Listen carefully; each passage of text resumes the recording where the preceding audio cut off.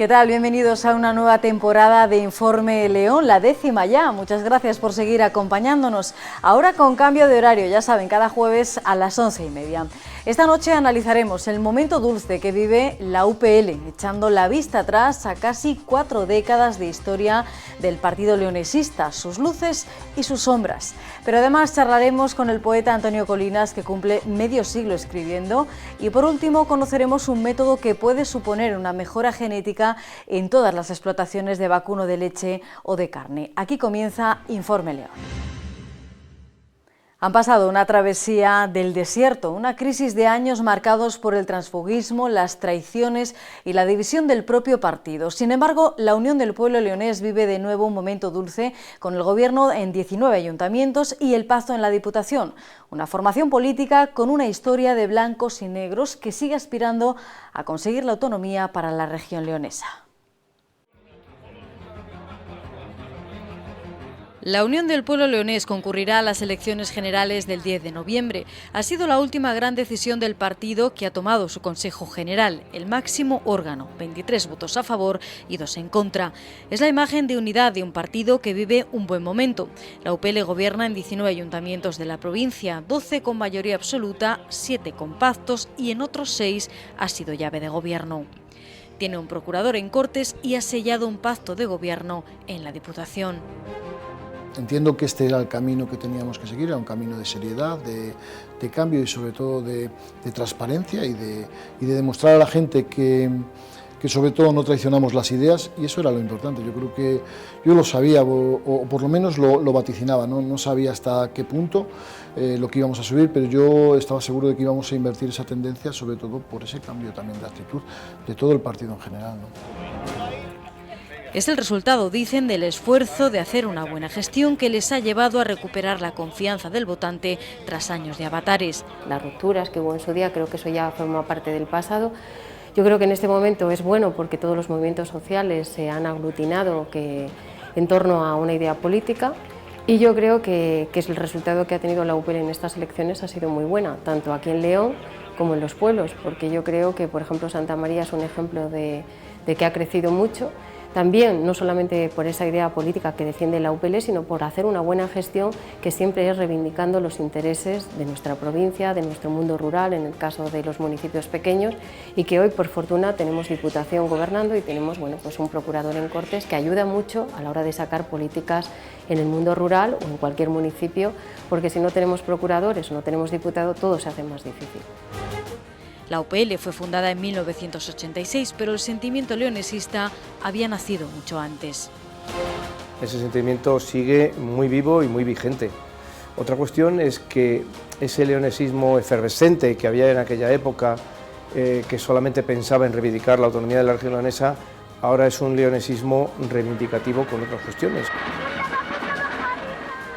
Este es el gran momento que décadas después se mantiene en la retina de los leonesistas, la manifestación de mayo de 1984 por la autonomía, que tuvo una gran respuesta social con más de 90.000 asistentes. Muchos de los dirigentes actuales ni siquiera tenían edad para entrar en política. 15 años, bueno, no estaba ni siquiera, estaba en mi pueblo, en Cisterna, probablemente era un chaval, bueno. La verdad es que no fui muy consciente en aquel momento de lo que se estaba moviendo en León, ¿no?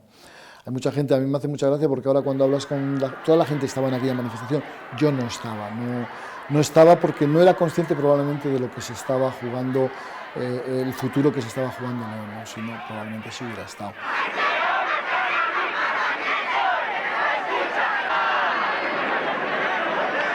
Pero no fue suficiente para evitar la consolidación de Castilla y León como comunidad autónoma. Desde la Junta siempre nos han tenido como una mosca cojonera, vamos a decirlo así. Bueno, pues yo creo que eso es lo que ha permitido que León siga existiendo como entidad, como región leonesa, y que la gente siga sabiendo que existe una región leonesa diferenciada de la castellana. A pesar de los altibajos del partido, conseguir la autonomía para León, Zamora y Salamanca ha sido el objetivo que ha marcado su rumbo por encima de todo. Pero yo estoy convencido de que más tarde o más temprano lo vamos a conseguir. Esto, en definitiva, en lo que es la historia del Reino de León, es una etapa muy pequeña, estamos hablando de 30 y tantos años. estamos hablando de un reino de más de 1000 años de historia, con lo cual esta historia pasará, estoy convencido. La autonomía de la región leonesa, pero como tal autonomía, no la nacionalidad.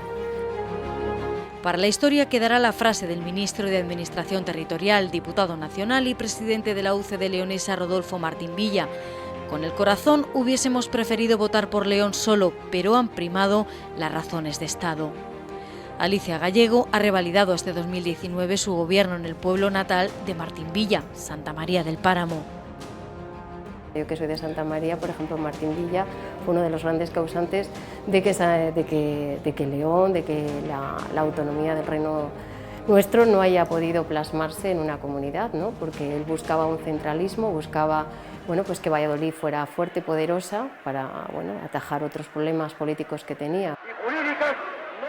La manifestación había sido convocada por el entonces alcalde Juan Morano Masa. Ni queremos que estemos dispuestos a renunciar bajo ningún concepto sobre nuestro propio destino. Comencemos para ello una época de resurgimiento, renovando... Y que al final, si mirabas la pancarta, te das cuenta de dónde estamos cada uno o dónde están otros y lo que han acabado defendiendo. Entonces, a lo mejor, a quien habría que preguntarle por qué no han seguido reivindicando aquello que defendían con tanto hervor son aquellos que ahora están en otros partidos, a veces apoyando políticas en contra de nuestra tierra y de nuestra cultura. 1983 fue el año de la promulgación del Estatuto de Autonomía de Castilla y León. Han sido años de lucha en cada administración donde han alcanzado representación. La UPL no desaparece porque dentro de León existe un sentimiento leonesista que ya repito que está por encima del partido, que desde luego es difícil de acabar con él, si no con todo el dinero que han invertido y con todos los esfuerzos que han hecho, gente como Santiago de Juárez, gente como Juan Vicente Herrera, gente como Lucas o gente como Aznar, con todos los esfuerzos que han hecho, desde luego habrían acabado con cualquier otro movimiento. La historia de UPL está marcada por los aciertos. En los años 90 llegaron a tener 3 diputados provinciales, 3 procuradores que le colocaron como tercera fuerza política en la comunidad y 7 concejales en el Ayuntamiento de León. Logró su máximo desarrollo en la provincia consiguiendo en el Bierzo las alcaldías de Torre del Bierzo y un consejero comarcal. Y permítasenos la expresión por la autonomía para León. Le reitero mi pregunta. ¿Acata la Constitución española y el Estatuto de Autonomía para Castilla y León? Sí, juro por la autonomía para León.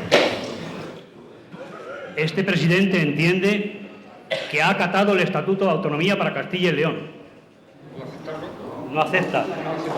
Entonces, igual que a su compañera, entiendo que no acepta tampoco los símbolos de esta comunidad y, por lo tanto, le ruego abandone el salón de sesiones con la advertencia reglamentaria de que quedan suspendidos en sus funciones, si bien podrán adquirir la condición plena de procurador durante las 2 sesiones plenarias que inmediatamente o sucesivamente... Si no hubiese existido Unión del Pueblo Leonés, probablemente ahora mismo los partidos nacionales hubiesen acabado con la identidad leonesa.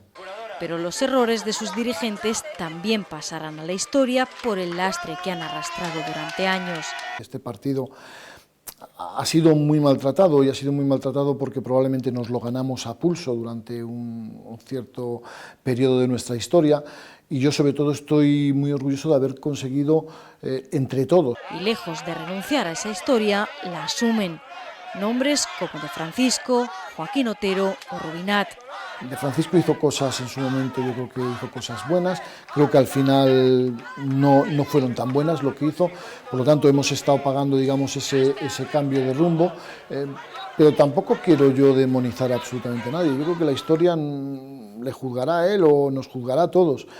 Yo quiero pensar en lo que está por venir, ¿no? Y espero que lo que esté por venir sea mucho mejor de lo que nos ha demostrado estos últimos años. Desde gente que ha estado en las Cortes que nos han traicionado, a gente que ha estado en el Ayuntamiento y que nos ha traicionado, al final esas traiciones pues pasan factura.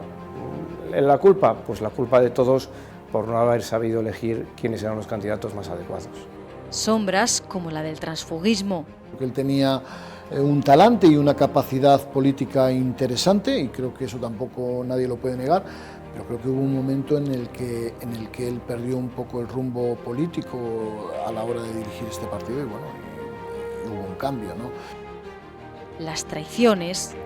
Una generación, por así decirlo, de políticos que han estado en Unión de Pueblo Leonés que por supuesto no deberían de haber estado.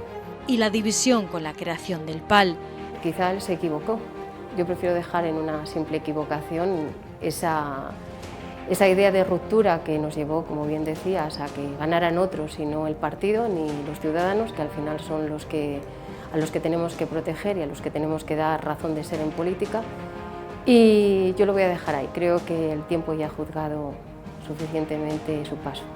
Todo fue erosionando a la UPL y el apoyo en los comicios electorales.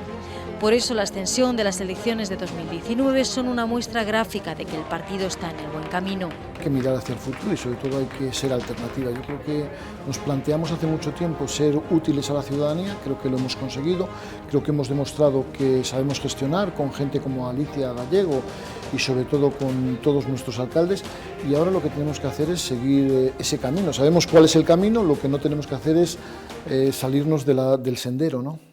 Las vertientes leonesistas volvieron a unirse de forma tranquila y con una gran generosidad por ambas partes. Fue un momento malo porque todos éramos pensantes de la misma idea y todos queríamos el mismo objetivo final, y al final ninguno ganamos, porque quien ganó fue todo aquel que estaba alrededor y que se aprovechó de esa fisura.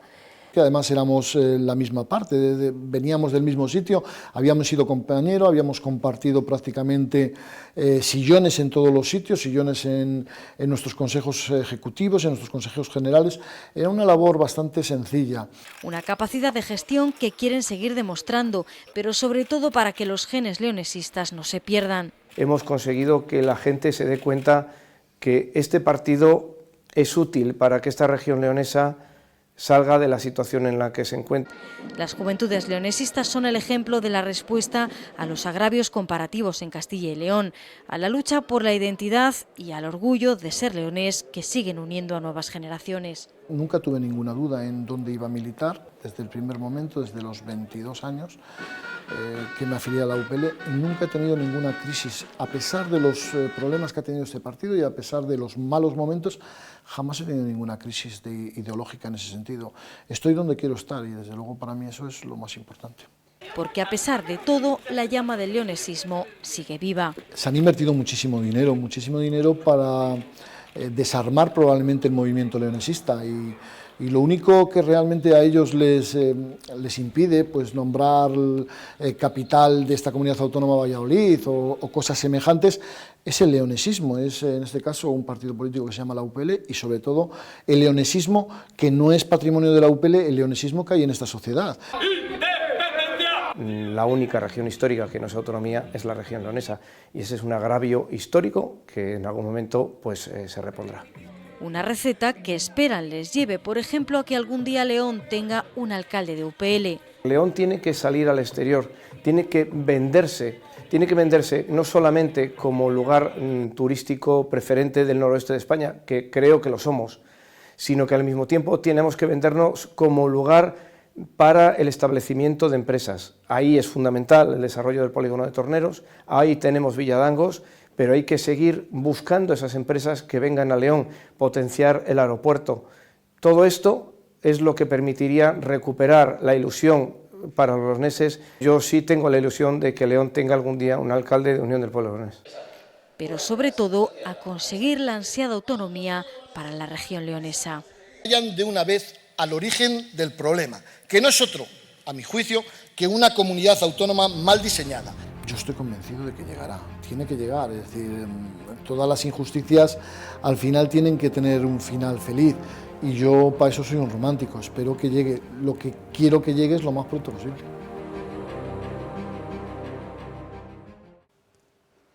Cumple 50 años escribiendo y se le acumulan los reconocimientos. Antonio Colinas publicó su primera obra en 1969 y en este 2019 recibe el premio Lericia, la obra poética de una vida, y el premio de la Agencia ICAL al compromiso humano. Galardones por su trayectoria literaria y personal que él reconoce que no sabe separar.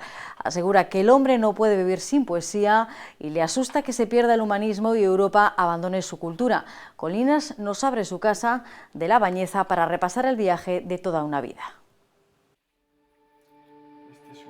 En cada rincón de su casa hay libros, vive rodeado de palabras, las que escribe, las que le encanta devorar, las que publica en alguna de sus colecciones o las que ha traducido. El amor a la literatura no se explica, se palpa en el ambiente. Y eso que en su casa de La Bañeza guarda sobre todo las lecturas de infancia, los clásicos que le marcaron gracias a la biblioteca municipal. Yo atribuyo mucho valor a ya la infancia. Cuando visitaba aquí en La Bañeza la biblioteca municipal, terminaba de hacer los deberes a las 5 y me iba corriendo a la biblioteca y allí estaba hasta que me echaban, ¿no? Antonio Colinas reparte su vida y su experiencia y sus libros por diversos lugares, aquellos a los que la vida le ha ido llevando. Quizá la afición de viajar le venga de una bicicleta y el interés por conocer su entorno. Cuando yo aprobé la reválida de cuarto me regalaron una gran bicicleta Orbea que pesaba más que yo y me recorrí todas las comarcas. Era una especie de ebriedad, ¿no? Que luego me he dado cuenta que suponía este reconocimiento de la naturaleza, que es uno de los grandes temas de mi poesía, y esa labor de la contemplación. Si algo le une a otros escritores leoneses con los que no comparte necesariamente estilo o género, es la influencia de la tradición oral que también aprendió en aquella infancia que define como feliz. Ese conocimiento de las leyendas, de los cuentos de infancia, de un tiempo que va creando una especie de depósito que luego es muy importante para el escritor. Tradición oral que ha perdido ahora la poesía, como él lamenta, y lo dice alguien que lleva toda su vida envolviéndose en sus ritmos y su carga de profundidad. Antonio Colinas publicó su primer libro en 1969. Medio siglo después atesora numerosos premios como el Nacional de las Letras o el Reina Sofía, el más importante de la poesía iberoamericana. Ha sido periodista y crítico literario, traductor y sobre todo escritor. Y todo eso estalló en Córdoba, cuando explotan las grandes inquietudes en la adolescencia. Colinas lo relata, disimulado en ficción, en su libro Un año en el sur. Es una novela, es una ficción, pero tiene un sustrato autobiográfico importante y ahí se ve lo que supone ese tiempo de la adolescencia en el cual pues uno nace, como decía antes, a muchas cosas. Es un tiempo iniciático y ese momento se da en Córdoba. Córdoba fue el primer viaje, pero vendrían otros. Madrid, donde conoció a su mentor Vicente Alisandre, Ibiza, Italia, que potenció su faceta de traductor, y de donde le llega el penúltimo reconocimiento, el prestigioso premio Lerici, que reconoce toda su trayectoria. Viendo la relación de los poetas que lo han recibido, es un poco la historia de la poesía de la mitad del siglo XX. Hay poetas un poco de todas las nacionalidades y además, la verdad, grandísimos poetas.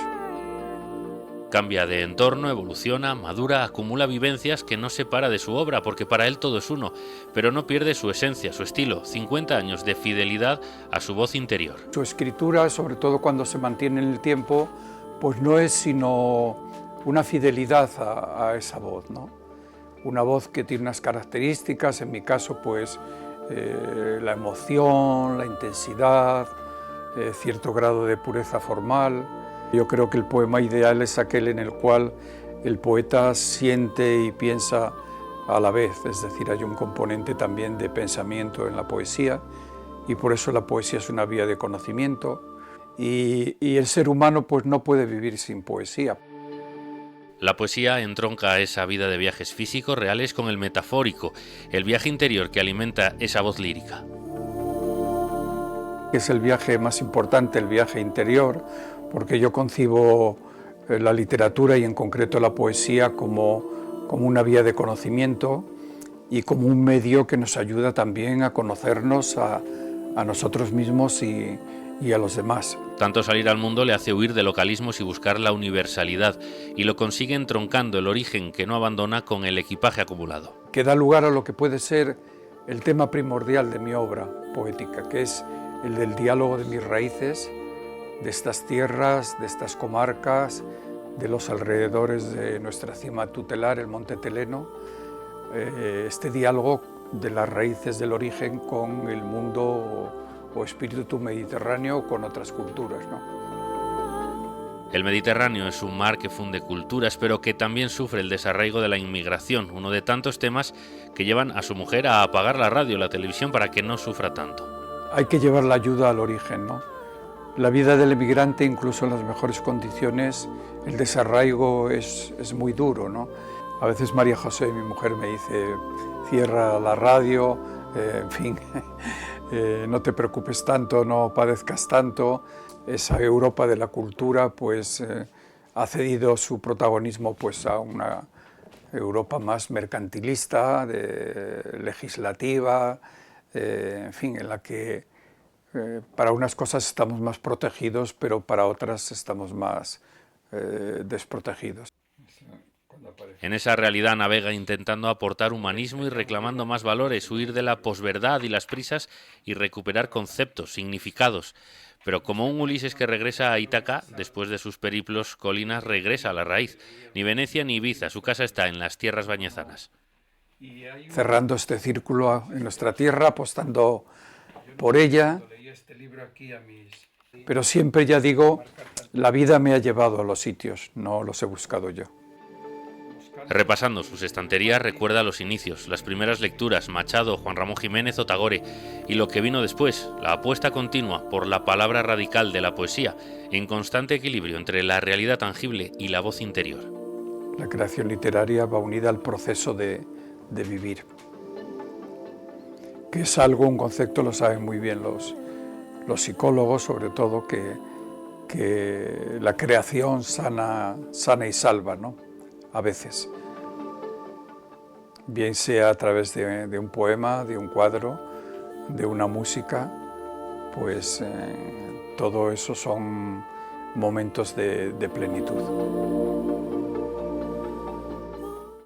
Tenía la mejor vaca de España en su categoría, pero un accidente le obligó a sacrificarla. Un ganadero de la localidad leonesa de Mansilla del Páramo decidió realizar una fecundación in vitro implantando sus óvulos ya fecundados en otras reses que actúan de vientres de alquiler, una técnica de aspirado de óvulos que podría suponer una mejora genética en todo el sector ganadero. La llegada de la inseminación artificial al mundo ganadero supuso un salto cualitativo para las explotaciones, poder lograr descendencia de los mejores ejemplares aunque estuvieran al otro lado del mundo. Fue un salto enorme. Las ganaderías mejoraron. ¿Por qué? Pues porque podían utilizar el semen de toros que eran de entre los mejores del mundo. Hasta entonces no lo podían hacer. Con la inseminación artificial, durante todos estos años, se ha mejorado muchísimo las explotaciones. Ganaderos como José Antonio, que lleva 33 años dedicándose a esta actividad en su explotación, el rancho en Mansilla del Páramo. Hace unos años llegué a ser la explotación número 1 de León y la mejor vaca de León por ICO. El ICO es un índice que marca la asociación, que bueno, va cambiando la fórmula, que incluye la grasa, la proteína, la morfología. Ha llegado a inseminar a sus vacas con dosis de toros números 1 de Estados Unidos, Canadá o Inglaterra. Yo he estado 2 veces en Canadá viendo el Royal Winter Fight y el primer año que fui, el 60% de los animales que participaban eran hijos de ese toro. Y me dijo el vendedor, tienes que poner este toro porque tal. Sin embargo, la ganadería desde hace una década vive una profunda crisis que ha terminado con el cierre de muchas explotaciones por no cubrir costes. Tenemos una depresión colectiva porque llevamos desde el 2008 sin levantar cabeza. Prácticamente no cubrimos costes y eso no hace más que cerrarse cuadras y cuadras y cuadras porque es poco más que imposible. Así que el aumento de la producción láctea es una de las vías que tienen para salir adelante. Este ganadero tiene un centenar de vacas, pero no todas tienen los mismos registros de producción de leche. Entre todos sobresalía una, Lisa. Ya desde pequeñina, ostras, esta vaca no para de crecer, y bueno, era más alta que yo. Era impresionante. La última vez que la medimos medía 1,70 m y cuando murió pesaba 965 kilos. Un ejemplar de vaca frisona conocida como la top model para mesa. La top model era por el IGT, era la número 1 de IGT de la Asociación Nacional. Y eso es un índice global de tipo. Obtuvo la mejor calificación de su categoría en toda España. Vienen a calificar, el calificador califica, cuando calificó le puso 87 puntos y en el ubre le puso 89, que era el máximo que se le puede dar a una novilla de primer parto. Con lactaciones por encima de los 17.000 litros. En el 2014 tuve la vaca más productora de la provincia de León, que dio 19.800 litros, una media de 65 litros diarios, que era una supervaca. Pero una lesión en una pata de la que no se recuperó obligó a José Antonio a sacrificarla. Se resbaló en el cemento y se hizo una rotura muscular. Y la tuve ahí 20 días tratándola, esto, lo otro, a ver si la sacaba, claro. Y al final ya empezó a no poderse levantar porque el peso era más que ella. Llegaron a utilizar un aparato de rehabilitación en ganadería para poder levantarla. Fue una novedosa técnica de aspiración de óvulos que apenas supone una molestia mínima para las hembras previa a una fecundación in vitro para obtener embriones que se implantan después en otras vacas, lo que sirvió para preservar el mejor patrimonio de esta explotación. Esta técnica que hemos utilizado aquí con Lisa se llama aspiración de ovocitos. Entonces lo que trae de novedoso es la mínima invasión que haces al animal, porque se lo puedes hacer en cualquier momento de su estado reproductivo y productivo, sin ningún tipo de daño. Se lo puedes hacer toda la semana si quieres, no importa, y durante todo el año.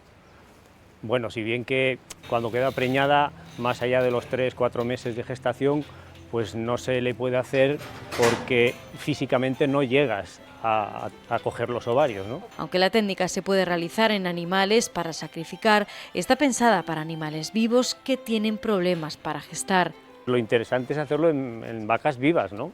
Pero también tiene esa opción de que ocurre un accidente o tienes un animal que por cualquier causa, una alteración de las vías que bajan de los ovarios al útero, no puede gestar, o tiene alguna alteración en el útero, no puede gestar. Es una manera de aún poder sacar hijas de ese animal que de otra manera no lo podías hacer. La genética de Lisa la llevan 2 de las hijas que ella había tenido. Una ha sido ya calificada como excelente con apenas unos meses. De los 6 embriones que se obtuvieron antes de sacrificar a Lisa, tan solo 2 salieron adelante. Esta frisona de capa roja es una de las gestantes. Dentro de unos meses parirá una de las terneras póstumas de Lisa. Aunque la genética es caprichosa y los descendientes de una misma pareja no tienen las mismas características, el ganadero espera que las terneras se acerquen a la excelencia de su madre. Espero que nazcan bien, espero que salgan hijas parecidas a Lisa, ¿no? Como Lisa a lo mejor no. Si fuera tan fácil como sacar el número 1 de la vaca número 1 con el toro número 1, pues sería ideal, ¿no? Pero no es así. Un macho y una hembra pueden tener cientos de descendientes y no parecerse algunos en nada. Un hermano de Lisa le dieron a un ganadero francés con 2 meses o 3 120.000 euros por él, para traerlo para Asturias para sacarle semen. Y salió número 1 del mundo en tipo. Y claro, ahora están vendiendo semen en Canadá, en Estados Unidos y en todo el mundo mundial. Igual venden las dosis a 30 o 40 euros y a saber lo que sacan de ese semental. Es cierto que en general pues serán mejores que los de otra pareja que tienen peor genética, eso está claro, ¿no? Pero nunca te asegura. Un procedimiento que promete revolucionar una ganadería mermada en los últimos años. Una ganadería, sea de vacuno, de leche, de carne, de porcino, de lo que sea, lo único que quiere es mejorar sus rendimientos. Y mucho más en este momento del mercado en el que las ganancias son muy ajustadas. Mi padre siempre decía, cuando lleguemos a 21 litros, y yo he llegado a 41 litros de media por vaca. O sea, he doblado la producción que mi padre pensaba que era poco menos que imposible. La media de partos en una vaca es de 2,5. La aspiración de óvulos permite, además de salvaguardar el patrimonio genético y aumentar la producción de leche de las explotaciones, destinar los ejemplares menos productivos a la gestación de los embriones seleccionados. Vientres de alquiler que no generan la polémica de la ética como ocurre en los humanos. En los animales, utilizar vientres de otros individuos para gestar no es nada extraño, ni dañino, ni mal visto. Un sistema sencillo que apenas dura unos minutos, indoloro para el animal, en el que se utiliza la epidural y evita recurrir a tratamientos como la superovulación. Con un sistema de vacío y una aguja conectada, a la vez que un ecógrafo que te va guiando por donde vas puncionando, pues tú lo que haces es llegar a los ovarios, puncionarle allí donde están los ovocitos, que son los folículos, y les traes los ovocitos que puedas hacer. El objetivo, siempre cumpliendo con el bienestar animal, es el de lograr un mejor rendimiento de la explotación. Sería mucho más rentable tener vacas de mucha producción y morfológicamente, porque podrías vender incluso sementales, porque incluso si tienes una vaca muy buena te pueden hacer un contrato para que saques algún semental para llevarlo a un centro de inseminación. Mejoras genéticas como el cruce de vacas pintas con la raza azul belga de carne.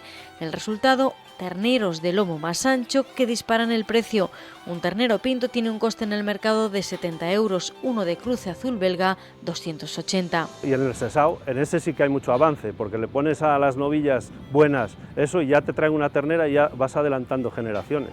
La aspiración de óvulos lleva utilizándose apenas 10 años a nivel comercial y en los ensayos de universidades, pero está poco extendida en las pequeñas explotaciones de la provincia de León. Antes se había hecho a nivel experimental de facultades, pero a nivel comercial yo creo que más o menos lleva ese tiempo y está empezando. Así que el camino es hacia un progreso de granjas más funcionales, con vacas que den mucha más leche, rica en grasa y proteína y que saque a la ganadería de una profunda crisis.